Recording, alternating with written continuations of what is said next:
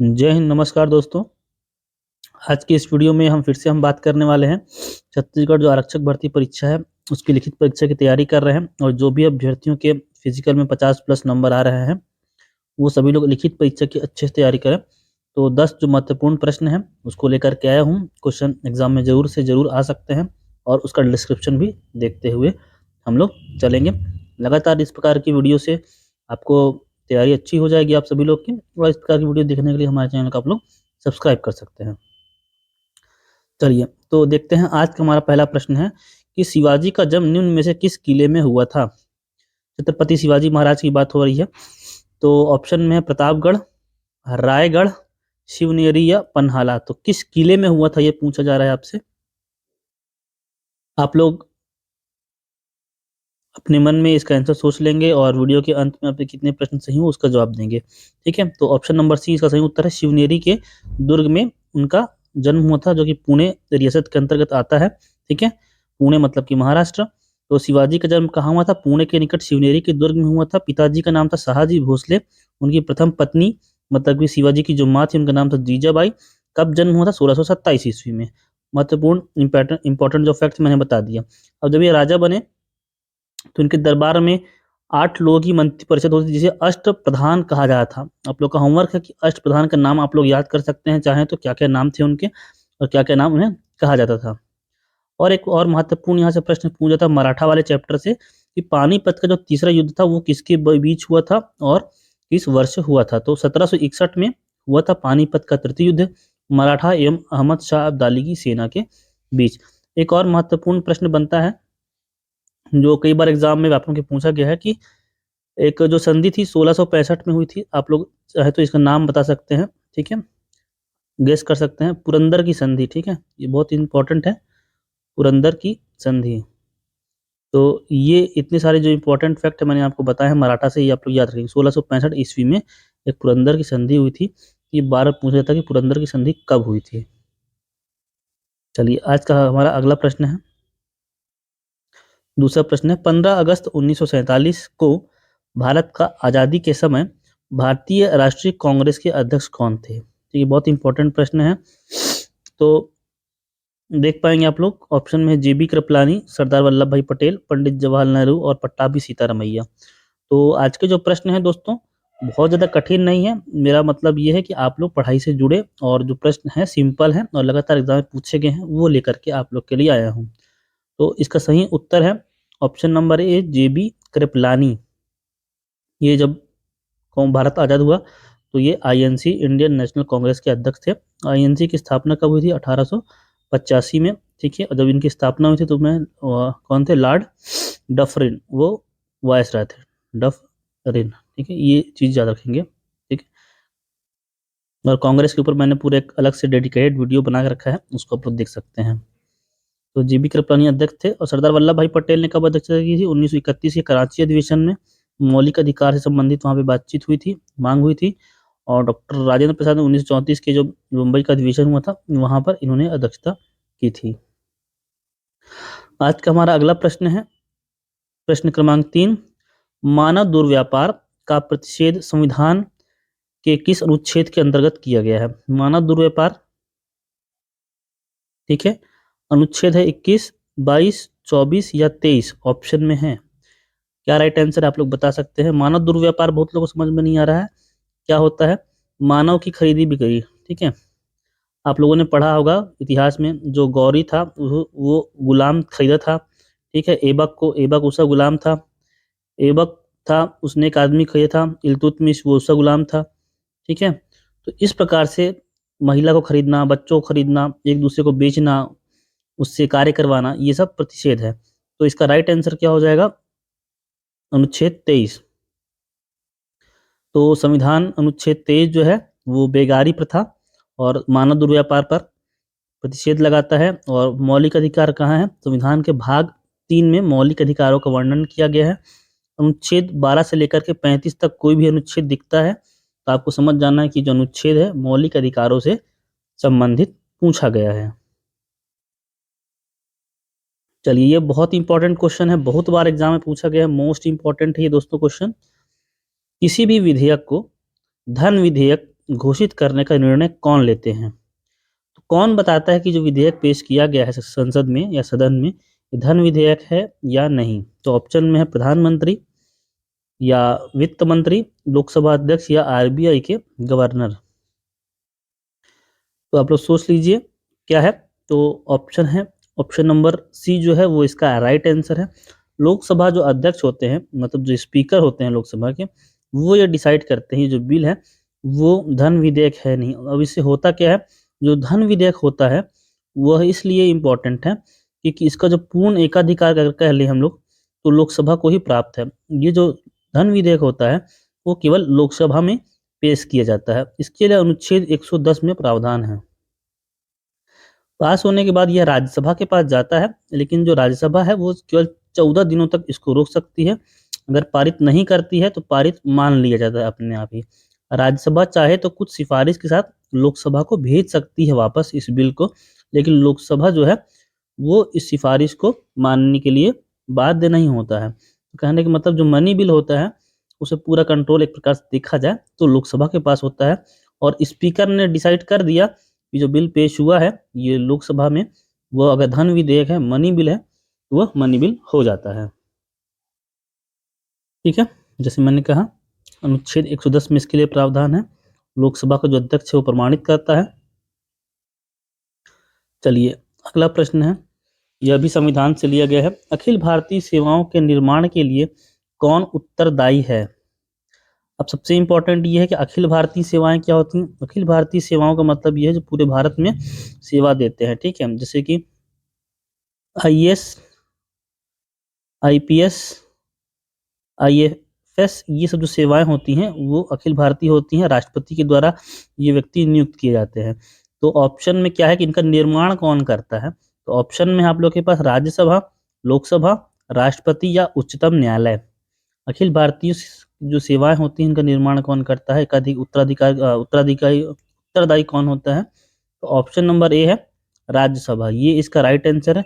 राज्यसभा के पास एक special power होती है, अनुच्छेद 312 के तहत मिली हुई है कि अगर राज्यसभा अपनी टोटल जो संख्या है उसके 2/3 बहुमत से ये बिल पास कर दे कि एक अखिल भारतीय सेवा का सृजन करना है, तो संसद उसके बाद क्या कर सकती है?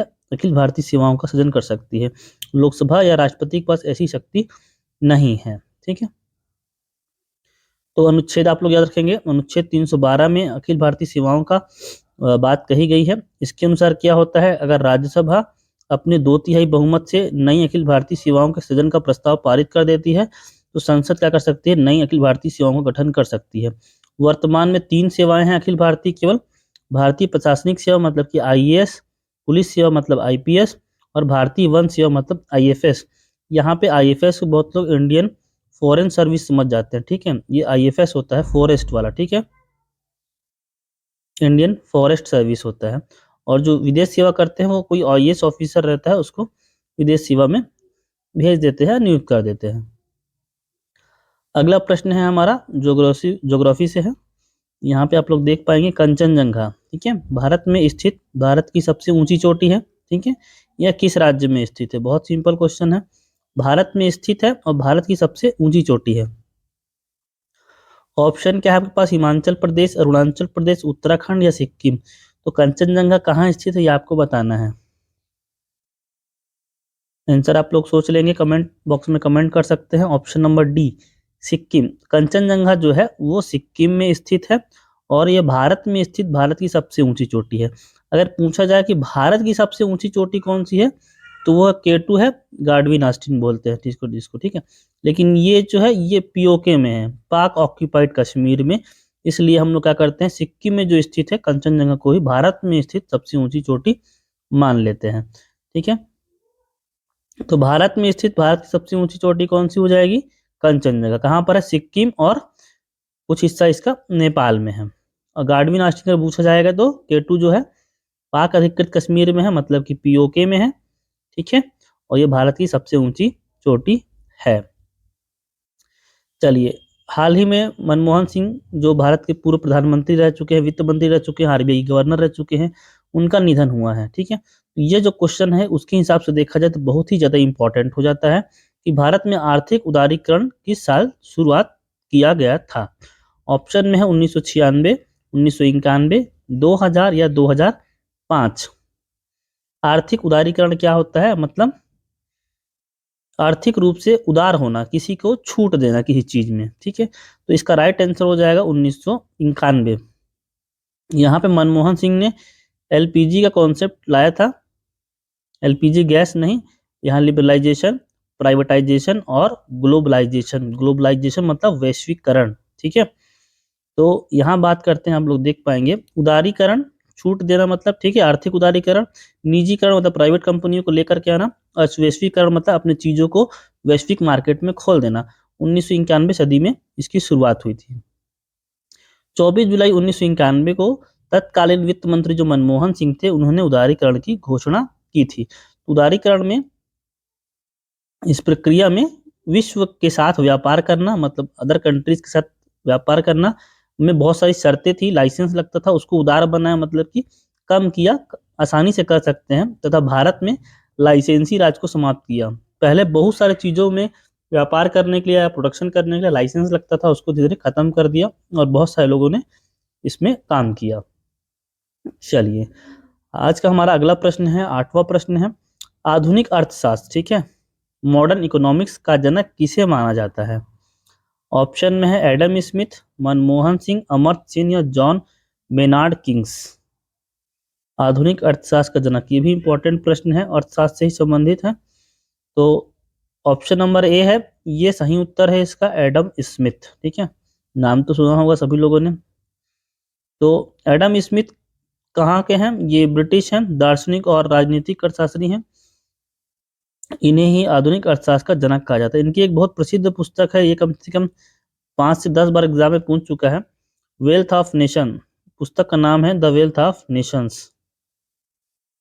चलिए, आज का हमारा 9वां प्रश्न है, ये ज्योग्राफी से है, बहुत इंपॉर्टेंट है ये भी, क्योंकि जो भी क्वेश्चन अगर सीमा वगैरह से पूछे जाते हैं तो भारत के जो उत्तर पूर्वी राज्य है वहां से ही बनते हैं, और यहीं से मैंने क्वेश्चन लिया है। क्वेश्चन ये है आपका कि भारत का पूर्वी राज्य पश्चिम बंगाल कितने देशों के साथ अपनी सीमाएं साझा करता है? राज्य नहीं पूछ रहा है, ध्यान से पढ़ेंगे प्रश्न को। कितने देशों के साथ अपनी सीमा साझा करता है? ऑप्शन में क्या क्या है? 1, 2, 3 या 4। तो ऑप्शन सी जो है वो इसका राइट आंसर है। 3 देशों के साथ पश्चिम बंगाल जो है अपनी सीमा को साझा करता है, ठीक है। कौन कौन से देश है देखेंगे यहाँ पे। पश्चिम बंगाल 3 देश, कौन कौन से? बांग्लादेश, भूटान और नेपाल के साथ स्थलीय सीमा साझा करता है, और जो बांग्लादेश है उसके साथ जलीय सीमा भी बनाता है। और अगर हम राज्य के पूछ ले प्रश्न में, तो 5 राज्यों के साथ अपनी सीमा साझा करता है, उड़ीसा, झारखंड, बिहार, सिक्किम और असम। यहाँ मैप में देखेंगे तो समझ में आएगा, ज्योग्राफी को हमेशा मैप से ही पढ़ा जाता है, ठीक है। तो यहाँ पे आप लोग देखेंगे, ये देखेंगे, ये जो है ये पश्चिम बंगाल है, ये पश्चिम बंगाल हरा कलर का। देश कौन से? बांग्लादेश का, इसकी सीमा लगती है यहाँ पे, ठीक है, पूरी। उसके बाद एक देश है यहाँ पे नेपाल, तो यहाँ पे सीमा लगती है इसकी नेपाल की इस तरफ पे, और एक देश है भूटान, ये वाला, यहाँ से भी उसकी सीमा लगती है। 3 देश यहाँ पे हो गए। अगर आपसे पूछा जाए कि कौन कौन से राज्यों से सीमा लगती है, तो राज्य यहाँ पे देख पाएंगे आप लोग, राज्य जो है कहाँ कहाँ सीमा लग रही है। एक राज्य है इसका, ये जहाँ सीमा लग रही है उड़ीसा। दूसरा राज्य है झारखंड, सीमा लग रही है। तीसरा बिहार से यहाँ पे सीमा लग रही है, ठीक है।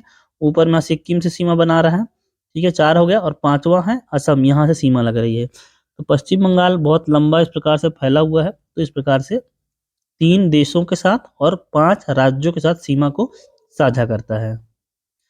ये जितने भी यहाँ के स्टेट्स हैं, ये चीज़ों को आप लोग ध्यान देंगे, यहाँ बहुत कंफ्यूजन होता है कि इसकी सीमा कहाँ से लगती है, ये बहुत इंपॉर्टेंट है। चलिए आगे बात करते हैं, आज का हमारा अंतिम प्रश्न है, बहुत ही इंपॉर्टेंट। होप सो आपको वीडियो पसंद आ रहा होगा, अपने दोस्तों से शेयर कर दीजिए। कमेंट बॉक्स में आप लोग कमेंट करके जरूर बताएं कि प्रश्नों का स्तर कैसा है, इससे और कठिन प्रश्न लाना है या इससे और सरल प्रश्न लेके आना है। 10 में से कितने प्रश्न आपके सही हो रहे हैं इसको भी जरूर बताएं। प्रश्न है, क्षेत्रफल की दृष्टि से निम्न में से कौन सा भारत का सबसे छोटा केंद्र शासित प्रदेश है? सबसे छोटा केंद्र शासित प्रदेश बनाना है। तो ऑप्शन में है पुदुचेरी, चंडीगढ़, अंडमान निकोबार या लक्षद्वीप। तो केंद्र शासित प्रदेश बहुत लोग को नहीं पता होगा, इसको यूटीज कहते हैं इंग्लिश में, यूनियन टेरिटरीज, जहाँ पे केंद्र का डायरेक्ट नियंत्रण होता है। ठीक है, तो ऑप्शन जो इसका डी है वो सही उत्तर है। लक्षद्वीप वर्तमान में भारत का सबसे छोटा केंद्र शासित प्रदेश है। अब लक्षद्वीप कहाँ पर है बहुत लोग को नहीं पता होगा, तो यहाँ पे देख लेंगे। ये केरल के पास यहाँ पे है लक्षद्वीप, जिसकी राजधानी है कावारत्ती। ठीक है, मतलब कि ये अरब सागर में स्थित है, भारत के दक्षिण पश्चिम में या पश्चिम में कह सकते हैं आप। ठीक है, अरब सागर में स्थित क्या है, ये द्वीप समूह है, द्वीप है कौन, लक्षद्वीप जो है। तो ठीक है, इसके बाद थोड़ा डिटेल देखते हैं। लक्षद्वीप जो है वो मैंने बताया दक्षिण पश्चिम तट पर है, दूर अरब सागर में स्थित एक भारत का केंद्र शासित द्वीप समूह है। इसका जो एरिया है कुल 32 वर्ग किलोमीटर ही है। ठीक है, इसका जो न्यायिक क्षेत्र है, अधिकार क्षेत्र नहीं, न्यायिक क्षेत्र केरल उच्च न्यायालय है, जो केरल का जो हाई कोर्ट है वहीं पे इसके क्षेत्र के अंतर्गत आता है। इंपॉर्टेंट प्रश्न है, संविधान की दृष्टि से पूछ चुका है। लक्षद्वीप की राजधानी कावारत्ती है, ये भी इंपॉर्टेंट है, मैंने ही बताया आप लोग को। सरदार वल्लभ भाई पटेल उस समय पर देख पाएंगे यहाँ पे 1956 में केंद्र शासित प्रदेश के रूप में इसको गठित किया गया था। जब हमारे गृह मंत्री थे सरदार वल्लभ भाई पटेल, उस समय पे इन्होंने काफी अच्छा रोल निभाया था इसके लिए। ठीक है, तो ये बहुत इंपॉर्टेंट कहानी आप लोग पढ़ सके हैं। तो लक्षद्वीप जो है वो भारत देश का हिस्सा कैसे बना, आप लोग इसको जरूर पढ़िएगा। तो 1 नवंबर 1956 को इसको केंद्र शासित प्रदेश के रूप में गठित किया गया था, जब राज्यों का पुनर्गठन हुआ था 1956 में। ठीक है, तब इसको केंद्र शासित प्रदेश बना दिया गया था। पूछा जाए कि भारत में सबसे बड़ा केंद्र शासित प्रदेश कौन सा है, तो 31 अक्टूबर को 2019 को गठित है लद्दाख। ठीक है, वो जो लद्दाख है वो अब सबसे बड़ा केंद्र शासित प्रदेश है। 31 अक्टूबर 2019 को लागू हुआ है जम्मू कश्मीर, ठीक है, और लद्दाख, दोनों को अलग अलग केंद्र शासित प्रदेश बनाया गया था। तो लद्दाख जो है वो सबसे बड़ा केंद्र शासित प्रदेश है। ठीक है, यहाँ आप लोग देख पाएंगे मैप में ऊपर में, ये है ये वाला एरिया लद्दाख। लद्दाख में ये जो एरिया है पीओके वाला, ऐसे करके यहाँ से ये एरिया को भी शामिल करते हैं ऐसे करके। ठीक है, या ये पीओके वाला एरिया है इधर वाला, और ये अक्साई चीन वाला एरिया है। तो पूरा एरिया को शामिल करने से जो लद्दाख है वो भारत का वर्तमान में सबसे बड़ा केंद्र शासित प्रदेश हो जाता है। तो इस प्रकार से 10 प्रश्न आज के हो गए हैं। अगली वीडियो में आपसे मिलूंगा। वीडियो कैसा लगा आप लोग को कमेंट बॉक्स में कमेंट जरूर कीजिएगा, और कितने प्रश्न आपके सही हुए 10 में से उसको भी जवाब जरूर दीजिएगा। मिलता हूं मैं आपसे अगले वीडियो में, तब तक धन्यवाद। जय हिंद।